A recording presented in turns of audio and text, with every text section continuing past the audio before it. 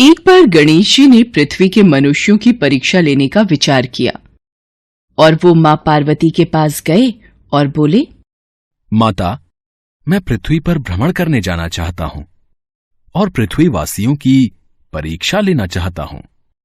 ठीक है पुत्र गणेश, जैसा तुम उचित समझो। पृथ्वी भ्रमण के लिए मैं एक बालक का रूप ले लेता हूं। बाल गणेश को तो लीला धरनी थी, इसलिए उन्होंने एक बालक का रूप बना लिया और अपने एक हाथ में चम्मच में दूध ले लिया और दूसरे हाथ में एक चुटकी चावल ले लिए और गली गली घूमने लगे। वो साथ ही साथ आवाज लगाते चले जा रहे थे। मेरे पास ये दूध और चावल है, क्या कोई मेरे लिए इस सामग्री की खीर बना देगा? कोई भी बाल गणेश पर ध्यान नहीं दे रहा था, बल्कि लोग उन पर हंस रहे थे। अरे कोई नासमझ बालक दिखाई पड़ता है। हाँ भैया, तभी तो ये चम्मच में दूध और चुटकी चावल लिए घूम रहा है। भला इसकी खीर कैसे बनेगी? गणेश बाल रूप में लगातार एक गांव के बाद दूसरे गांव में इसी तरह चक्कर लगाते हुए पुकारते जा रहे थे, पर कोई खीर बनाने के लिए तैयार नहीं था। सुबह से शाम हो गई, गणेश जी लगातार घूमते रहे। अरे, मेरी खीर तो कोई भी बनाने को तैयार नहीं, अब क्या करूं? तभी वहां एक बुढ़िया अपनी झोपड़ी के बाहर बैठी हुई थी। गणेश जी वहां से पुकारते हुए निकले, कोई मेरी खीर बना दे, कोई तो मेरी खीर बना दे, मेरे पास ये दूध और चावल हैं। बुढ़िया बहुत कोमल हृदय वाली स्त्री थी। उसने गणेश जी से कहा, बेटा ला, इधर ला खीर का सामान, मैं तेरी खीर बना देती हूँ। माई, अपने घर में से दूध और चावल लेने के लिए बर्तन ले आओ। ठीक है बेटा, रुक, मैं अभी बर्तन लेकर आई।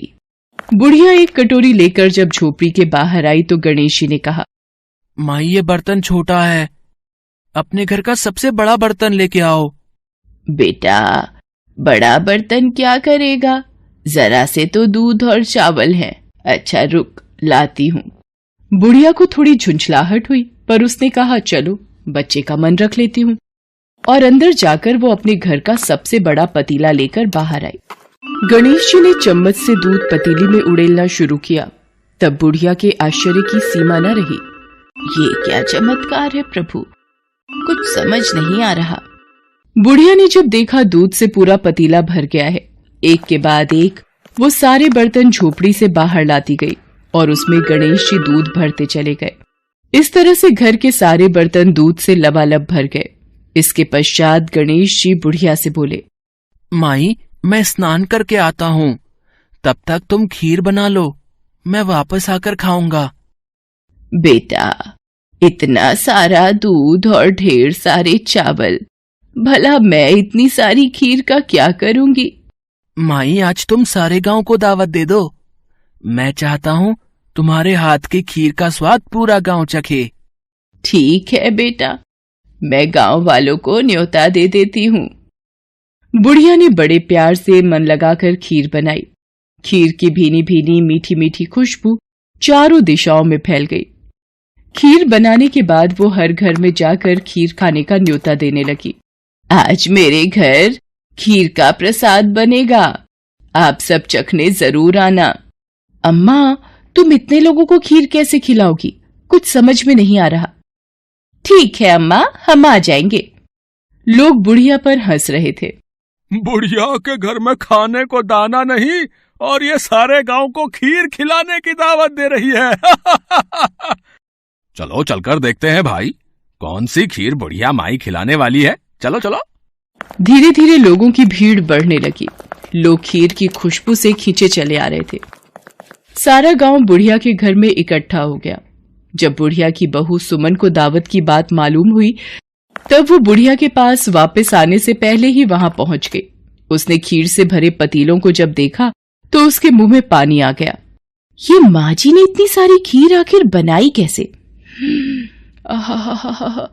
पर अभी तो खीर की खुशबू इतनी अच्छी लग रही है कि कुछ और सोचने की जगह मन कर रहा है बस जल्दी से इस खीर को खा लूं। बहुत जोरों की भूख भी लगी है। खीर को देखकर सुमन के मुंह में पानी भर आया। एक कटोरी में खीर निकालकर वो दरवाजे के पीछे बैठकर खाने की तैयारी करने लगी। इसी बीच खीर कटोरी में डालते हुए कुछ बूंदें नीचे गिर गई और गणपति जी को भोग लग गया। वो प्रसन्न हो गए। अब पूरे गांव को खाने की दावत देकर बुढ़िया वापस अपने घर आई तो उसने देखा, अरे बेटा तू आ गया स्नान करके, खीर तैयार है। चल बेटा, मैं तुझे गरम गरम खीर परोस देती हूँ। माई, भोग तो लग चुका है। तुम्हारी बहू ने मुझे खीर का भोग दे दिया। मेरा पेट पूरी तरह से भर गया है। मैं तृप्त हूँ। अब तू खा, अपने परिवार और सारे गांव वालों को खीर खिला।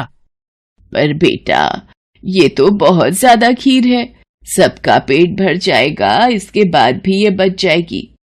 उस बची खीर का मैं क्या करूंगी? माई, जो भी बची खीर होगी उसे रात में अपने घर के चारों कोनों में रख देना। मेरे कहने पर तुमने इतने प्रेम से खीर बनाई, तुम्हें गणेश की चमत्कारी खीर बनाने का मीठा फल अवश्य प्राप्त होगा। ये कहकर मानो वो बालक न जाने कहाँ गायब हो गया। इतनी देर में गांव वाले भी आ गए। बुढ़िया ने भगवान गणेश का ध्यान करके सब गांव वालों को खीर का प्रसाद बांटा। जब सारा गांव जी भर कर खीर खा चुका, तब भी ढेर सारी खीर बच गई। ये खीर बच गई, इसे चारों कोनों में रख देती हूँ।